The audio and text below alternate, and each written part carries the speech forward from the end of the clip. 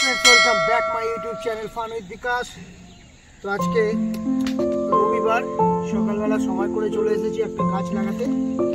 তো এর আগে আমি ক্যামেরা করার জন্য মানুষ পাইনি, আমার মেয়ে তো পড়তে যাচ্ছিল, একা একা গাছগুলো লাগিয়ে ভিডিও করেছিলাম, আপনারা দেখেছেন। তো আজকে যে ভিডিও গাছটা লাগাবো সেইটা গর্ত খোঁড়া হচ্ছে, তাহলে গর্তটা খুঁড়ে নিই, তারপরে গাছটা লাগানোর সময়।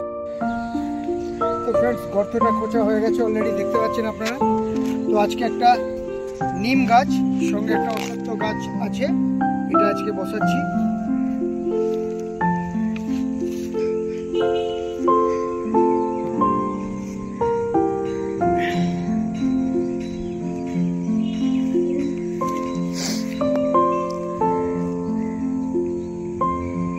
স্বস্তিপল্লীবাসীকে বলবো, পারলে আপনারা এসে গাছগুলোকে মাঝে মাঝে জল দিয়ে যাবেন।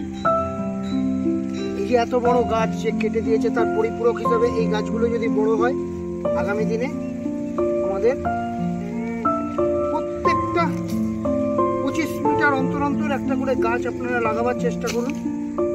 পৃথিবীকে আগামী আরো অনেক বছর বাঁচতে সাহায্য করুন।